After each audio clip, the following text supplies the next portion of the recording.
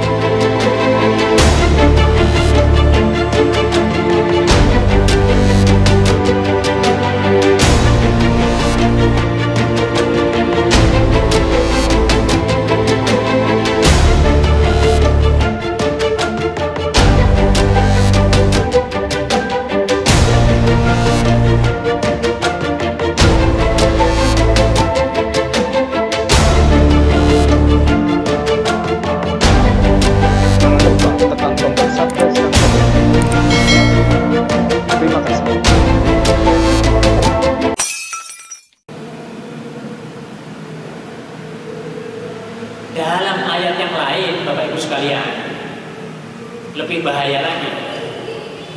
Bahayanya apa? Karena dalam ayat ini terdapat ancaman dari Allah Subhanahu wa taala.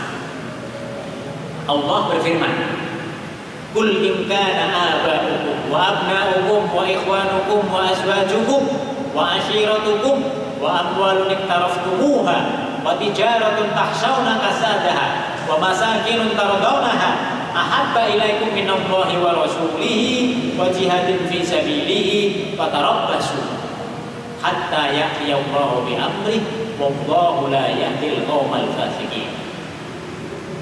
Orang-orang yang beriman, seandainya orang tua kalian, anak-anak kalian, saudara-saudara kalian, istri kalian, keluarga kalian, harta yang kalian miliki, perdagangan yang kalian usahakan, dan semua properti yang engkau kuasai, jika semuanya itu lebih engkau cintai daripada mengikuti perintahnya Allah Subhanahu wa taala dan Rasulnya, dan juga berjihad di jalan Allah, ini termasuk ada jihadnya, fatarabbasu, tunggulah hatta ya'tiyallahu bi amrih, sampai Allah memperlakukan yang buruk kepada kita.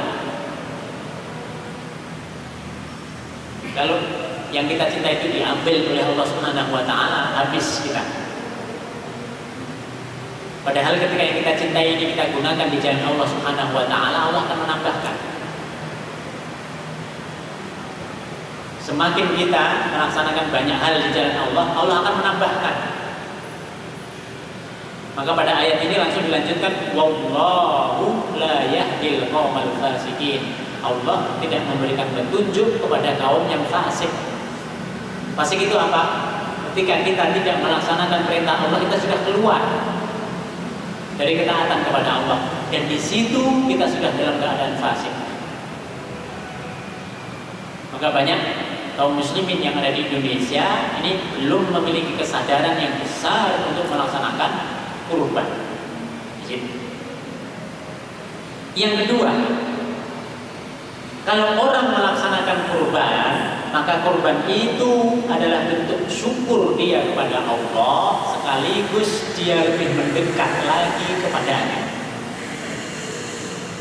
Tadi dikatakan, inna a'tainakal kautsar.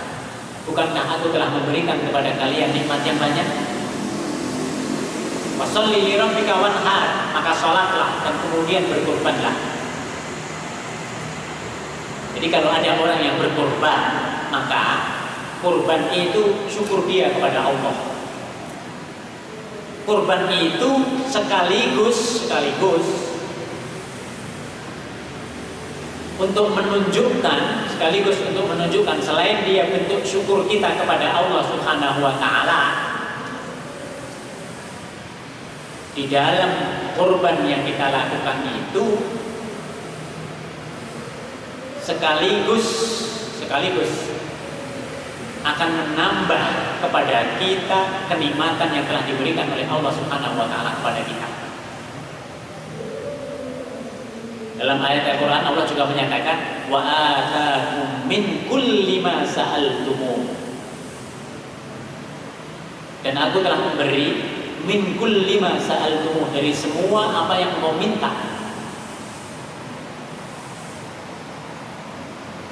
Wa in ta'uddu nikmatallahi la tuhsuha.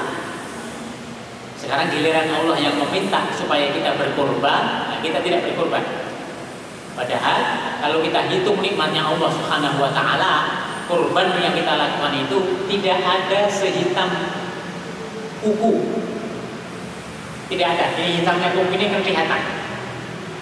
Tidak ada segitunya dibanding dengan kenikmatan yang berasal dari Allah Subhanahu wa taala. Maka ketika Allah berbicara mengenai kenikmatan itu, Allah nanti ujung-ujungnya meminta kepada manusia agar dia sadar akan kenikmatannya.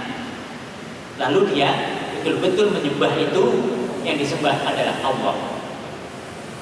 Kalau Allah ingin manusia umat Muhammad ini mencintai nabinya, Allah tidak langsung perintah cintai nabi, tidak. Tapi yang ditunjukkan oleh Allah Subhanahu wa taala adalah kepedulian Nabi kepada umatnya. Bagaimana beliau kepada umatnya, bagaimana beliau melindungi umatnya, bagaimana beliau mengurusi umatnya, bagaimana sampai dalam keadaan mau meninggal yang diingat itu umatnya, ummati. Dan bagaimana jaminan yang ada di akhirat dengan memberikan syafaat itu hanya bisa dilakukan oleh Rasulullah SAW. Maka kalau ada manusia yang tidak cinta kepada Rasulullah SAW, betul-betul mereka tidak mengetahui siapa yang seharusnya dia cintai, siapa yang seharusnya dia imani. Yang ketiga,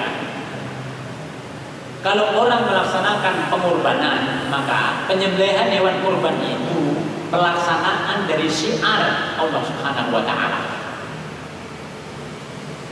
Dalam ayat Al-Quran, Allah Subhanahu wa taala berfirman,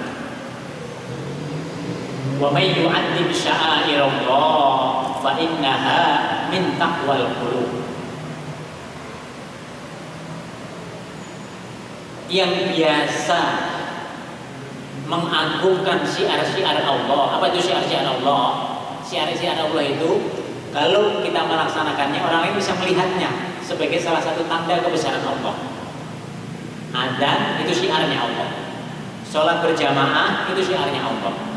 Sholat Id itu syiarnya Allah.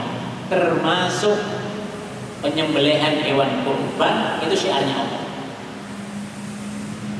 Jadi ada amalan-amalan yang dilakukan oleh umat Islam ini yang sifatnya syiar. Tapi ada yang kita lakukan ini semata-mata kita lakukan supaya orang lain tidak mengetahuinya. Itu juga ada. Ibadah-ibadah yang sunnah itu, yang sifatnya pribadi seperti sholat malam, sholat duha, sholat hajat, sholat witir, itu pribadi. Sebisa mungkin orang tidak mengetahuinya. Tapi begitu kita Idul Adha, begitu datang Idul Fitri, begitu datang sembelihan kurban, begitu datang nanti bulan Muharram, begitu datang nanti bulan Maulid, itu semuanya syiar. Karena di dalamnya ada tanda-tanda kebesaran Allah Subhanahu wa taala. Kata Allah dalam Al-Quran, "Wa may yu'azzim sya'airallah fa innaha min taqwal qulub."